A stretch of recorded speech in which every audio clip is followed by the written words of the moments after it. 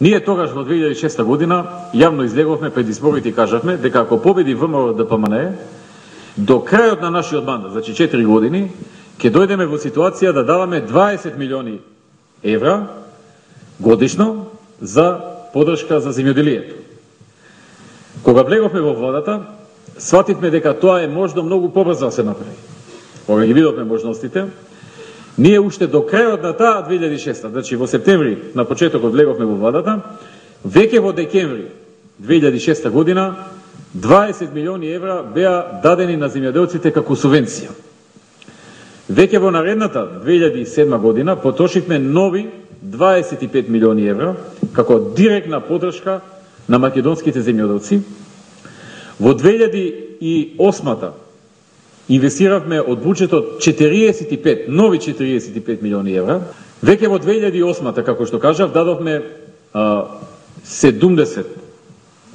45 милиони евра. Тогаш 2008 бевме и на избори и тогаш во програмата ветевме дека ќе продолжиме со поддршката и дека веќе во 2009 година ќе дадеме 70 милиони евра, што и го дадовме до дена, поддршка за македонскиот земјоделец. А во 2010 ќе возможиме нови 100 милиони евра за македонските земјоделци и понатаму ветивме за 2011 115 милиони евра, за 2012 130 милиони, се разбира нови средства кои што ќе се инвестираат. Така што во овој дел ќе продолжиме со поддршка и преку давање на што поголем број на земјоделски парцели кои што се државни и неискористени, необработени, давање на земјоделците да може да ги обработуваат. Давање под наем, под концесија, под поволни услови и тоа драстично порасна во минатите 3 години и ќе продолжи уште повеќе да расти во наредниот период, како политика на оваа влада. Голем дел од луѓето успеа да дојдат до вработување, односно само вработување на овој начин, затоа што илјадници парцели земја неискористена, што стоела така дотогаш, ја распределивме преку јавни огласи на илјадници земјоделци во Република Македонија. Тоа многу им помогна и им помага и ќе им помага на сите нив. Еден од секторите во кои што во минатиот период имавме многу работа и многу проблеми, се разбира, затоа што проблемите и ги наследивме, е здравството. Здравството и понатаму ќе остане едно од најкомплицираните гранки за реформа. Иако таму има уште многу проблеми за решавање, сепак одредени предвижувања се направени. Да речиме, прво што е важно за граѓаните, воведовме, и тоа во сред кризна година, минатата година, во јуни, мерка законска со која што сите граѓани на Република Македонија, кои што не остваруваат по никој основ право на здравствено осигурување, со измена на законот добија право на здравствено осигурување и прав картон. Втор значаен момент во овој дел е моментот што извршивме една реорганизација во делот на плаќањето на услугите внатре во здравството, воведувајќи го DRG методологијата, воведувајќи ја, која што на народот не му значи ништо, но внатре ги смени во значаен дел односите помеѓу здравствените субјекти и внатре во самите здравствени субјекти, стави одреден ред во работењето и одлична прегледност во она што се вика работење, финанси и резултати. Од тука веќе започнавме еден многу крупен проект во делот на здравството, а тоа е, како што видовте пред некој ден, набавка на опрема во енормно голема количина, како што не се набавува можеби со децени во Република Македонија, кој што вкупен износ ќе биде некаде помеѓу 90 и 100 милиони евра. За 68 милиони евра веќе ги потпишавме договорите пред 2 недели. 5 милиони евра остваривме минатата година и следуваат уште околу 20 на 25 милиони евра набавка, пред се за потребите на новата градска болница, 8 септември, поранешна воена болница, така што една сериозна инвестиција од 90 до 100 милиони евра почнува да и се случува на Република Македонија. Апаратите и опремата треба да стигнат помеѓу мај и нова година, постепено, ќе бидат распределени во повеќето од јавните здравствени установи во Република Македонија ќе биде извршена обука на персоналот кој што треба да ги користи и на пациентите, на болните луѓе, на секој што ќе се разболи, ќе му бидат од услуга. Втор многу значаен момент овдека е исто така што од некаде од крајот на април, односно од мај,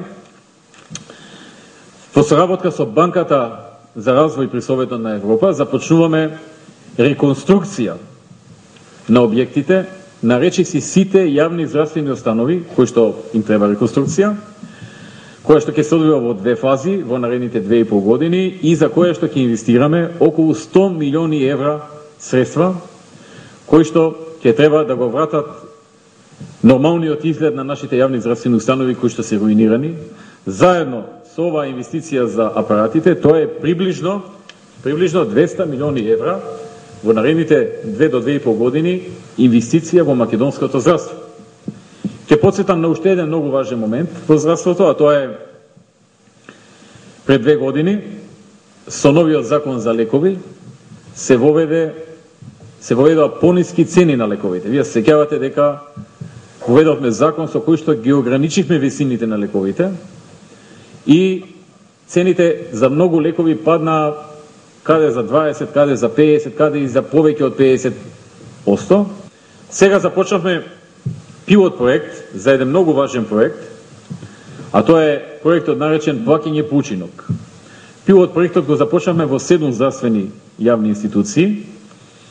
Тоа значи, откако ќе заврши тој пилот проект во овие институции, ќе почнеме да го применуваме и ќе ги согледаме слабостите, предностите, па ќе коригираме нешто.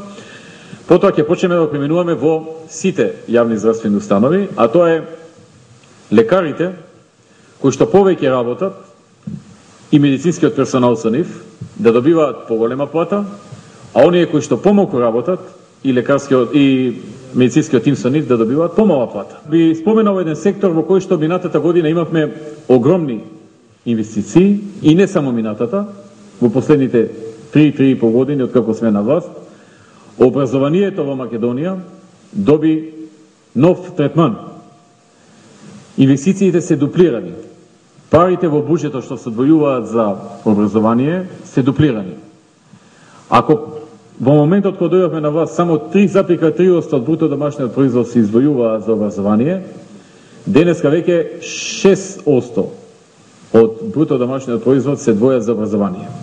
Или во пари, ако се издвојувале 180 милиони евра, денеска веќе околу 360 милиони евра од буџетот одат за образование. Воведовме задолжителен англиски јазик од прво оделение до крај на средно училиште, уште еден странски јазик од 5 или од 6 оделение, воведовме етика во образованието, воведовме информатика во повеќе број на оделенија, воведовме предприемништво во како задолжителен предмет во сите средни училишта. Воведовме задолжително средно образование и бесплатно средно образование. Сега веќе последната година над 97% од осмоделенците се запишаа на факултет, во средно училиште. Така што во тој дел значајно се промени работите. Исто така, за прв пат во историјата на државата, за прв пат во историјата на Република Македонија, иако преходно од многу други партии било ветувано, од нас не беше ветено, воведовме бесплатни учебници за сите ученици во сите основни и во сите средни училишта во Република Македонија. Не случајно отворивме нови 2 универзитета, едниот е Гоце Делчев со седиште во Штип и со факултети во поголем број градови во Македонија. Вториот е Универзитетот Свети Апостол Павле, Универзитет за информатички технологии во Охрид, кој што започна со 5 факултети, каде што наставата е на англиски јазик и каде што сите факултети се поврзани со информатичкото општество. Покрај овие 2 нови универзитети, на постојните универзитети ги изголемивме значително квотите за упис, за да може поголем број студенти да се запишат, а исто така отворивме дисперзирани студии во поголем број градови, за да го доближиме и поевтиниме високото образование за граѓаните кои што немаат средства своите деца да ги праќаат во Скопје, во Битола или во некој друг поголем центар за образование. Тргнувајќи од 2006, кога имавме 42% матуранти запишани на факултет, дојдовме во ситуација